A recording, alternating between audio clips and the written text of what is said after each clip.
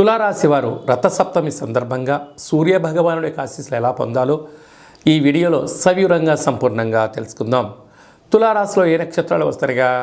చిత్తా నక్షత్రంలోని 3వ పాదం, 4వ పాదం, స్వాతి నక్షత్రంలోని 4 పాదాలు, విశాఖ నక్షత్రంలోని 1, 2, 3 పాదంలో కలిపితే తులారాశి.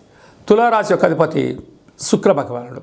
చాలామందికి పుట్టినటువంటి కాల సమయంలో డేటా బర్తులు లేనటువంటి కారణం వలన పేరు యొక్క మొదటి అక్షరాన్ని అనుసరిస్తూ ఆ రాశిని తెలుసుకునే ప్రయత్నం అవుతుంది. అవి ఏ అక్షరాలు ఒకసారి పరిశీలన చేద్దాం. రా, రి, శ్రీ, రు, రే, రో, తా, తి, తు, తే, తో అక్షరాల వారందరూ కూడా తులారాశి జాతకులే.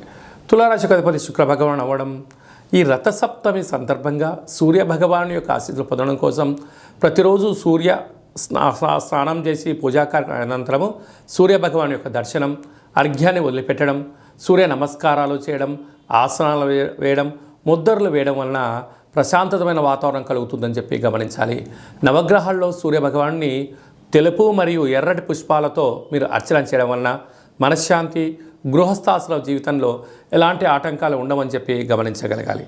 అలాగనే అర్ధాష్టమ కుజదోష ప్రభావం కారణం వలన కుజుడు, బుధుడు, శుక్రుడు ముగ్గురు కలిపి అర్ధాష్టమ సంచార స్థితిలో ఉన్నప్పుడు మీ జన్మ నక్షత్రం రోజున అష్టమి, పూర్ణిమ, అమావాస్య తిథుల యందున దూరవాయు జల ప్రయాణాలు పెట్టుకోకపోవడం, యంత్రాలతో, ఆయుధాలతో, పంచభూతాలతో దయచేసి మీరు చెలగాటం ఆడవద్దు. సంతాన స్థానంలో రవి చేత శని ఏడాది తర్వాత సంచారం చేయడం వలన పిల్లలని నదుల వైపు, నీటి వైపు, అగ్ని వైపు పంపించకుండా ప్రయత్నం చేయండి. కొద్దిపాటి ప్రమాదాలు పొంచి ఉన్నాయి కనుక ఏదన్నా తెలిస్తే చేయండి. విలువైనటువంటి వస్తువులు కానీ, బంగారు ఆభరణాలు కానీ, చెక్కుల విషయంలో పిల్లలకిచ్చి అజాగ్రత్త కావద్దు అని చెప్పి జ్యోతిర్విజ్ఞం తెలియజేస్తుంది.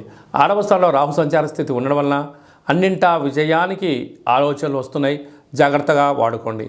సప్తమంలో గురు సంచార స్థితి ఉండడం వలన నూతనమైన వివాహ ప్రయత్నాలు, గృహ ప్రయత్నాలు, విదేశీయాన ప్రయత్నాలు యోగదాయకం అని చెప్పి గమనించాలి.